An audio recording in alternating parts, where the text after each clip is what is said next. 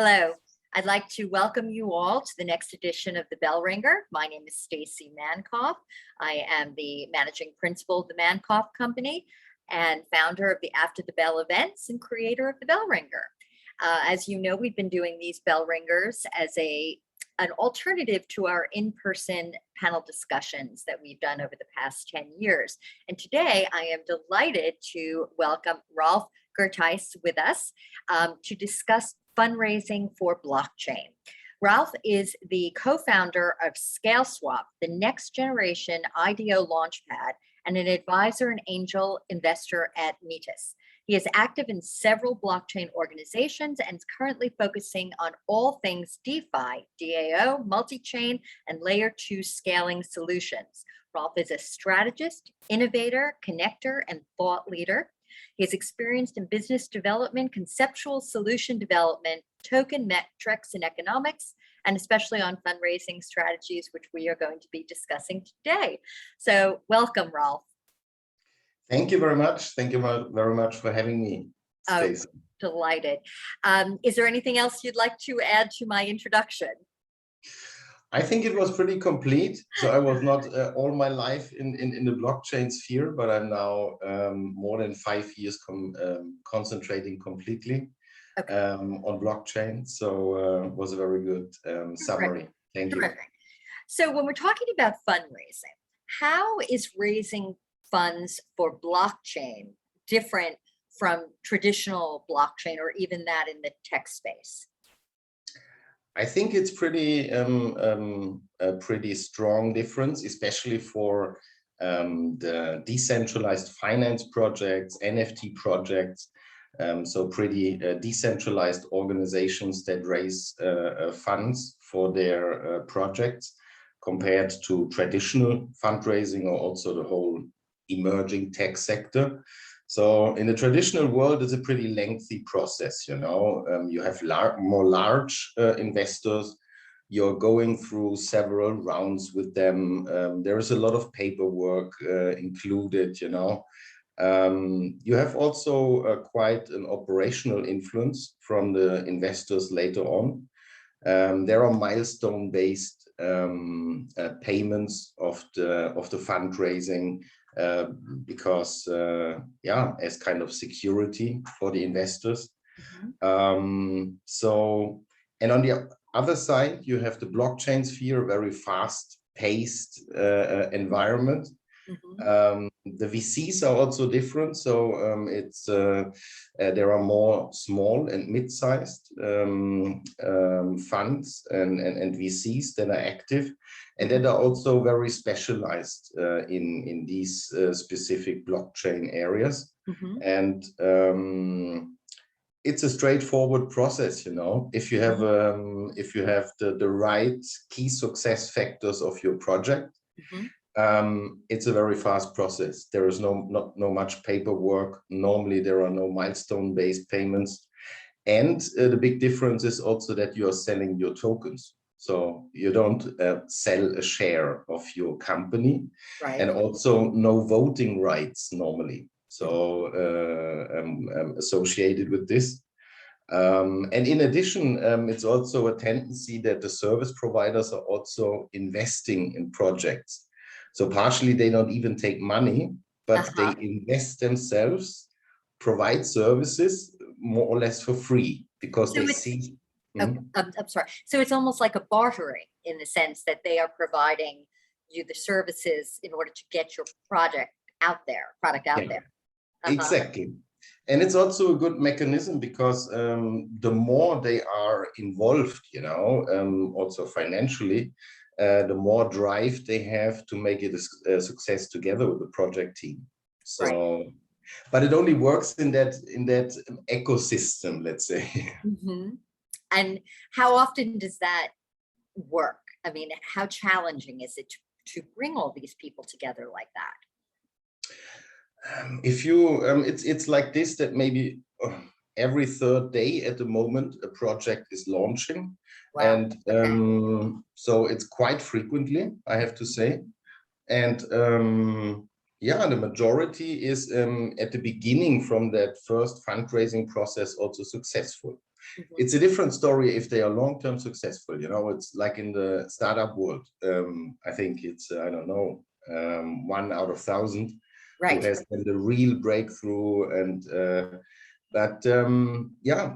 the initial phase is, at least if you do your things correct and right, and you don't work against the market, Mhm.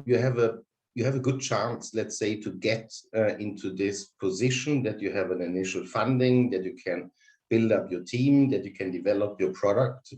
So this is quite a big difference. Yeah. Mm. Well, what are some of the different ways to raise funds? Can you please repeat? Well, what are the different ways to raise funds? You know, that, Right. It was kind of an evolution process in the blockchain sphere. So there were these pretty well-known ICOs several years ago. yes. Everyone did large fundraisings, sometimes only having a white paper and a website, Mhm.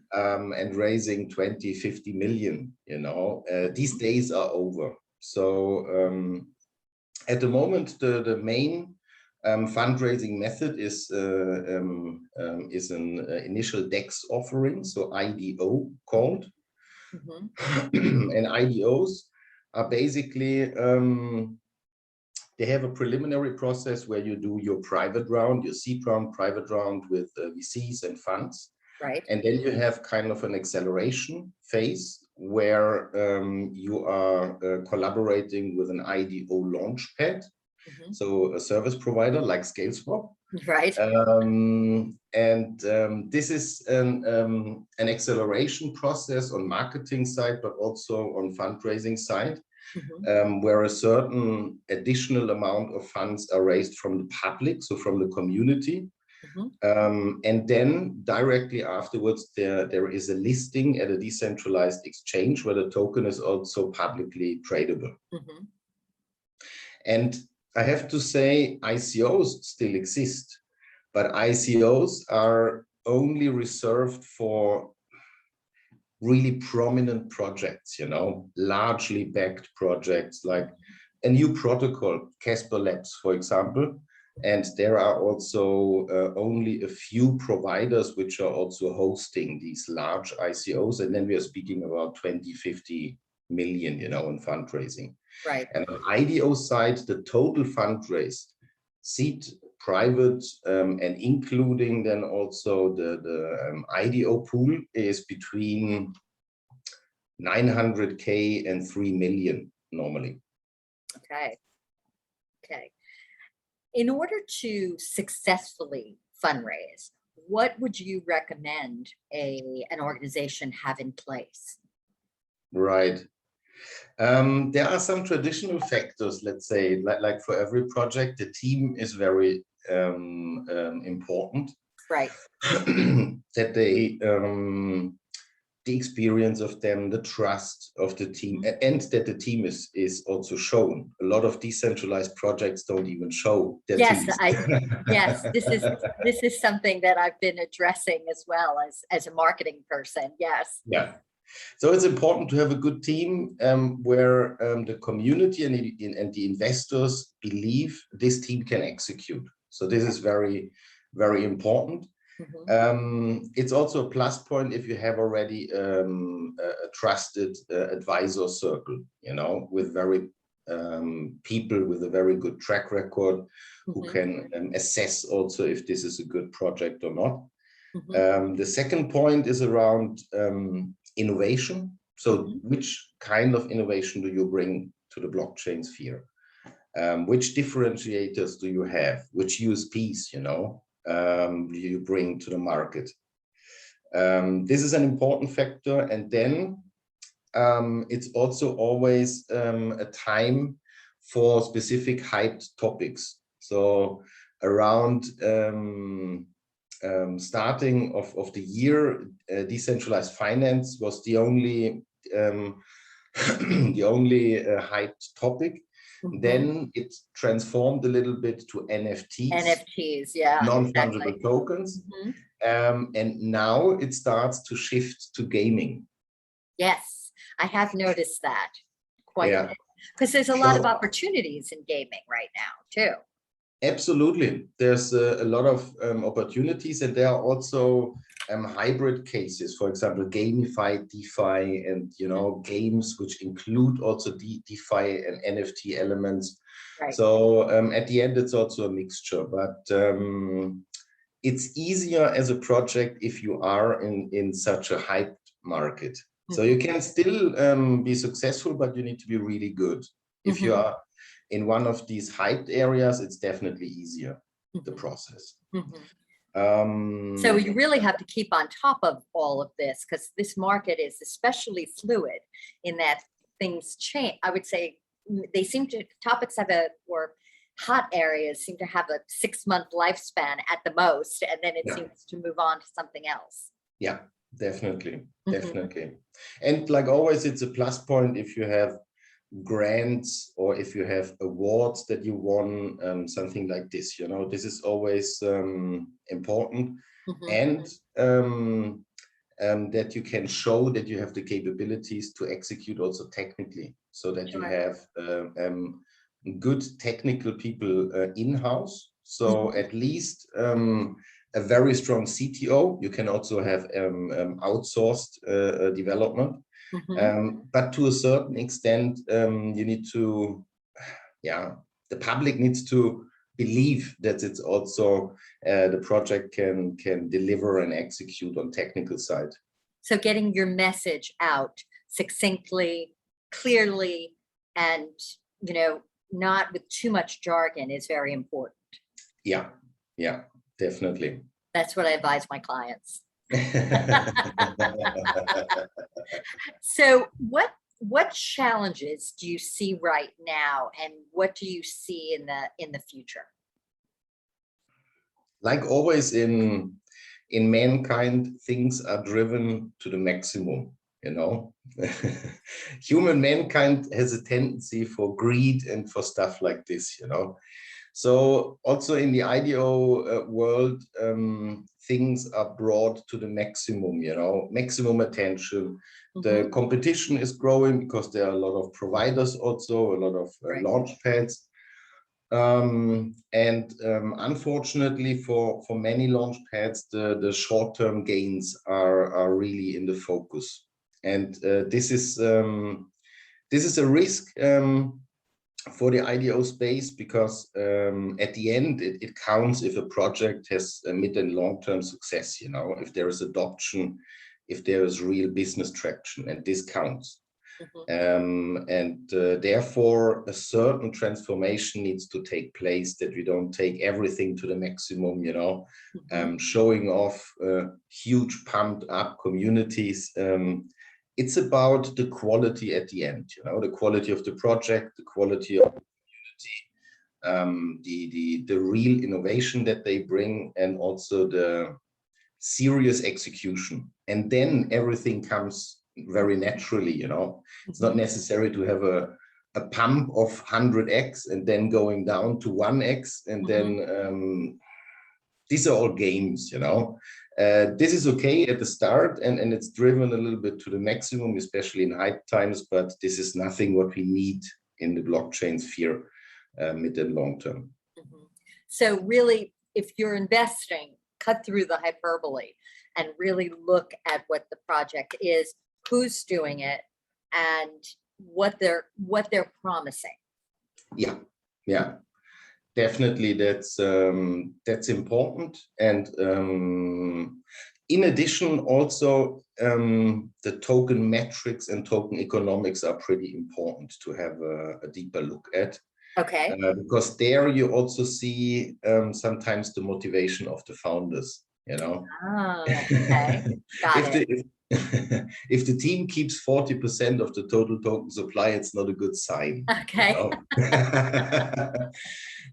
So I would be cautious also as an external and interested in projects. I would have a good look at token metrics. So how the tokens are allocated for which purpose. I would have a look also at initial circulating supply. That's one indicator, and the fully diluted market cap. So it's like the market cap also for a traditional startup. Yes. It's just the total amount of total token supply multiplied by the listing price. That's the fully diluted market cap. And when you are listed, it's the current price of the token. So these are also indicators. If you have there some fantasy figures like 1 billion, there were also projects, you know, I wouldn't call them unicorns, but they had for a certain period of time a valuation above 1 billion. Then you can put a little question mark behind if this is really the case. Right. Or is it a fantasy unicorn? Absolutely, absolutely. Well, Ralf, thank you. So I wanted to give people a taste. As you know, we do these Bellringers to introduce you and these topics, and then eventually we'll flesh them out a bit more in one of our panel discussions. Is there anything else you'd like to add at this point?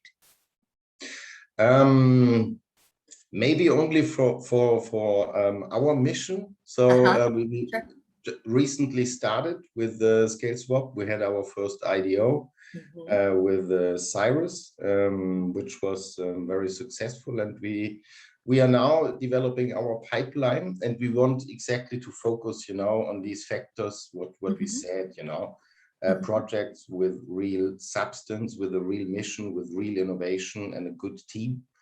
So one option, let's say, is to have a look also on the pipeline of Scaleswap, but we are not the only ones, you know. But definitely a factor, let's say, because we pre-select and we do due diligence also on our side for the projects, and that's done differently, you know, from one or the other service provider. I think due diligence is very much key. Ralf, thank you so much. I hope to see you in real life at some point. And thank you all for joining us on this Bellringer. And I look forward to seeing you on our next one. Be safe. Bye-bye.